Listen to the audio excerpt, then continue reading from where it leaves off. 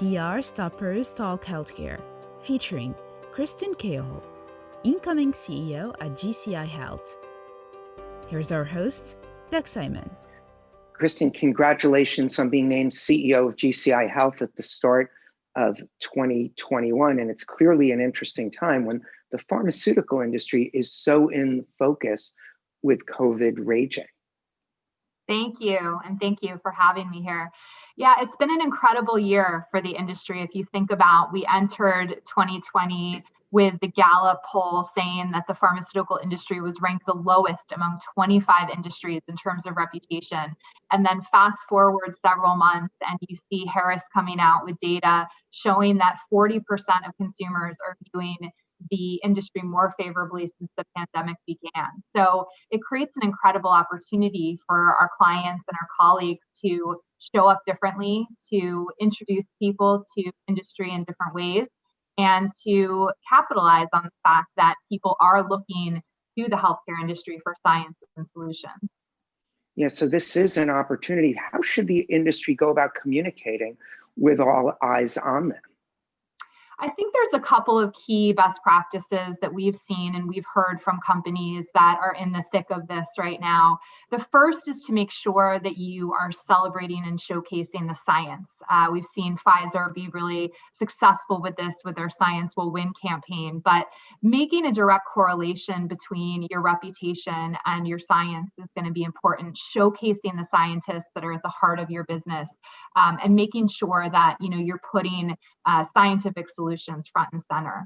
I think another I was going to say that piece about authenticity matches what we've heard from TV producers in our surveys, that between 86 and 87% of them are open to actually interviewing spokespeople from a brand. They want to hear what's really going on. I think that ties in well with what you're talking about. Yeah, and that actually ties to another best practice we've seen, which is thinking differently about the type of people you put forward within your organization. There's an incredible opportunity for healthcare companies to put their employees front and center, to mobilize their employees in different way, and not just their leadership. Think about putting forward everyday researchers and people who are in the thick of it, working every day, thinking about how you put forward your employees on social media and make them the face of the company. So there's some interesting opportunities to put different types of ambassadors and champions forward for companies in today's world. Yeah, and winning trust is so important when there seems to be such a competition of what truth is that's really affecting all kinds of industries, whether it's in the political realm or even not. So what is the role of the communicator within the pharma industry, and how do you go about sort of clarifying? I think you've hinted at it with the emphasis on science, but what are some things, maybe even tactics and approaches you can take? Yeah, it's an interesting time to be a communicator in any industry, really, but in particular in the healthcare space, because there is a need to show up really authentically. And it can be difficult sometimes for us to do that with all of our regulations and our rules that we have.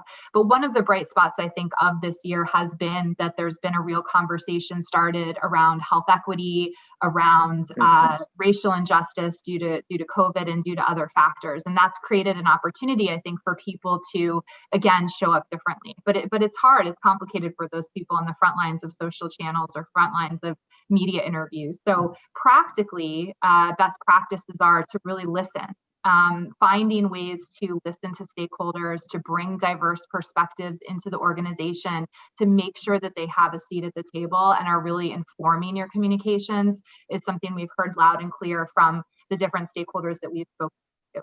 I think another best practice practically I was gonna just say, before you jump to that next one, different stakeholders have different expectations that you've got to see. And sometimes expectations can be in conflict from different stakeholders. How do you navigate that process? And then we look forward to hearing your other best practice. Sorry for interrupting. Yeah, no, I think the conflict is where the magic happens in certain instances. We shouldn't shy away from differences of opinion or conflicting perspectives. That's where you get the rich perspective to different communities and stakeholders. Because one thing we've learned about this pandemic and just about how people experience healthcare in general is there is no one size fits all experience.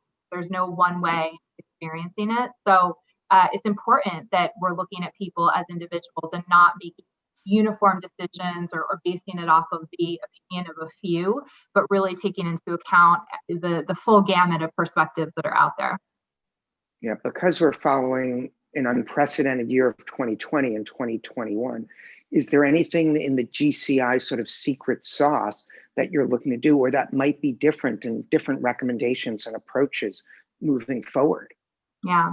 I mean, our big thing at GCI Health is we put people at the center. Our whole mantra is about being inspired by people, and our whole approach to storytelling and framework is about looking at individuals as people first versus as health stakeholders first. So whether that's recognizing that a patient doesn't want to be defined by their disease, or understanding that a healthcare provider is a human being who is not only a prescriber, but is also somebody who's dealing with their own challenges, their own desire for work-life balance, or even looking at a healthcare reporter as someone who, at the end of the day, is trying to build their own personal brand. It's really looking at these stakeholders as people and talking to them as people and as well-rounded humans that I think really sets our approach apart and is setting our clients up to resonate in this transformed environment that you're talking about. Yeah, and I'm sure that would have an effect on how you go about at GCI Health onboarding new clients with everything remote. It's not the same, let's get together and do a deep dive. What are some of the ways, best practices for onboarding new accounts in this new and maybe here to stay kind of work environment?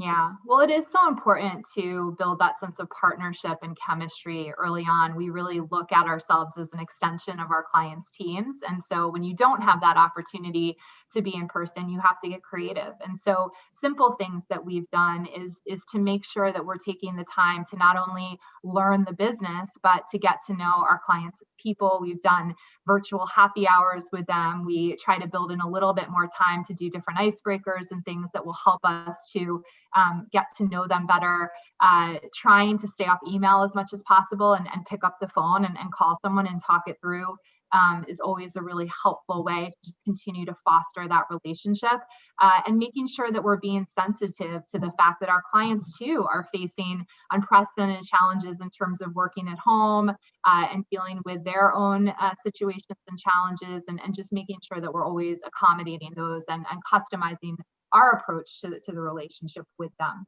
So GCI Health's clients are global in nature. What advice do you have for communicators who are trying to navigate different regions around the world with the same corporate entity?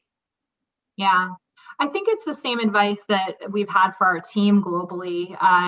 Certainly there are regional nuances to everything. And in terms of how people are experiencing the pandemic, obviously varies greatly regionally. It's important to help find those universal human truths and those human experiences and find the commonalities when you're building a global strategy, but then make sure that you're giving people the room to adapt it locally. And that's how we approach running our agency too. You know, we all are united under some certain values, and we all are looking to support and protect our people, but we also defer to the regional leaders to make sure that they can make it their own. And I think that's a good way of operating for any company in today's crazy world.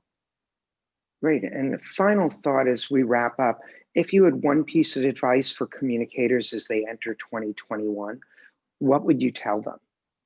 Yeah, I mean, I think that the dynamic nature of our industry has created a lot of challenges. And so it's really important for us to stay inspired. And so I would say to wake up every day and try to find a source of inspiration, whether that be an amazing patient story or a story of a healthcare provider on the front line. But finding that inspiration to keep you going through the challenges is really important. Well, great. Well, thanks so much for inspiring the people who are going to get a chance to view this conversation. Appreciate it. Thank you for having me.